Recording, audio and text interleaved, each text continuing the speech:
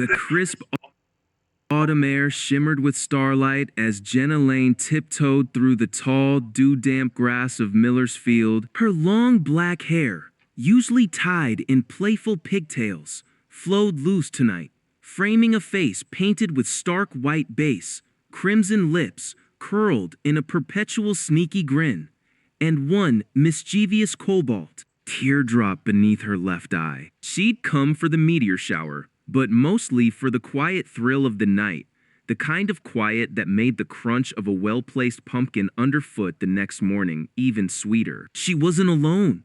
Leaning against the gnarled trunk of the old oak at the field's edge was Eddie Giggles. His signature black top hat sat slightly askew on his head, casting a shadow over eyes that sparkled with the same restless energy as the stars above. His long, tousled hair streaks of brown and gray catching the moonlight, like spun silver, and earth framed a face painted with softer, more melancholic lines. Pale cheeks, dark hollows around his eyes, but a mouth that seemed perpetually on the verge of a chuckle. He held a half-eaten caramel apple, its stick dangling from his fingers.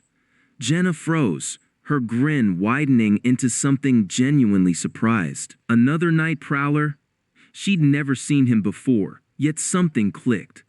Like finding a missing jigsaw piece she didn't know she'd lost. Eddie looked up, sensing her presence. His eyes, sharp and intelligent beneath the grease paint, met hers. A slow, knowing smile spread across his face, mirroring her own sneaky energy. He didn't speak, just raised his caramel apple stick in a silent, theatrical salute. "Stealing the best viewing spot, mister?" Jenna called out, her voice a low, playful purr as she sauntered closer, the bells on her patched purple sleeves jingling softly. "Merely reserving it for company I didn't know I was expecting," Eddie replied, his voice a warm, gravelly rumble that seemed to harmonize with the rustling leaves. I suspect you weren't just here for the stars, miss." "Lane. Jenna Lane," she said, stopping a few feet away, her eyes glinting. "And you'd suspect correctly. Stars are pretty, but the aftermath, that's where the real show is." Eddie's smile deepened. He pushed off the tree and took a step towards her. Ah, the aftermath. The hollow thud at 3 a.m., the bewildered faces at dawn, the way Mrs. Biffress.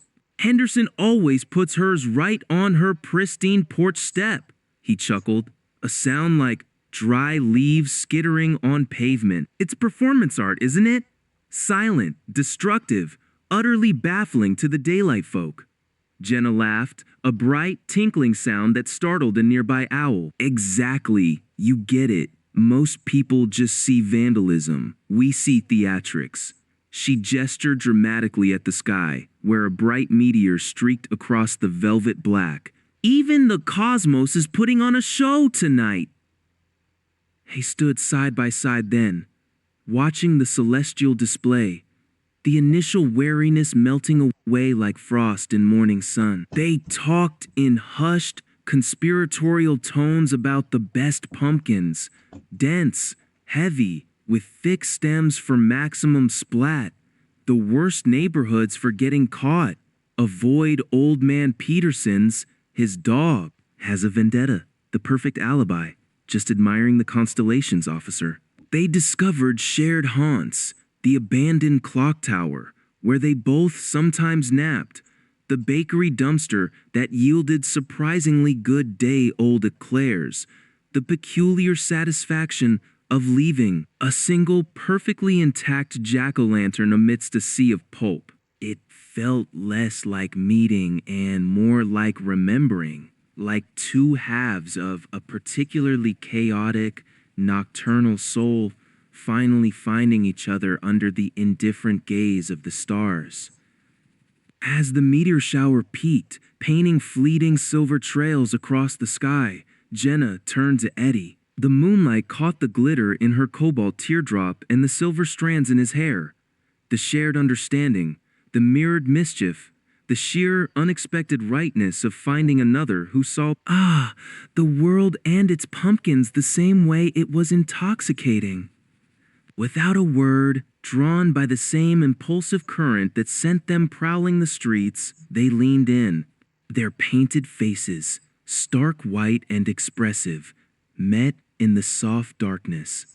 It wasn't a grand, sweeping kiss, but a quick, electric press of lips, a silent pact sealed under the shooting stars. Tasting faintly of caramel and night air, they pulled back, grinning like fools who just pulled off the perfect prank.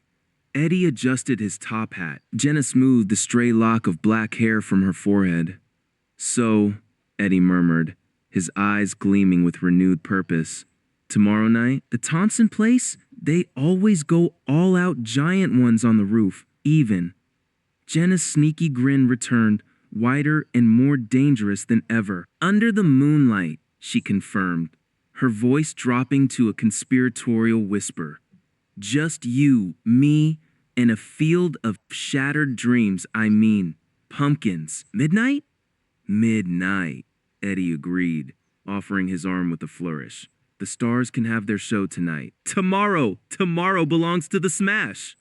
And as they walked back towards the shadowed tree line, side by side, the last meteors fading behind them, the only sound was the soft jingle of Jenna's bell and the low, shared chuckle of two clowns who just found their perfect partner in chaotic, pumpkin-smashing crime. The town wouldn't know what hit it.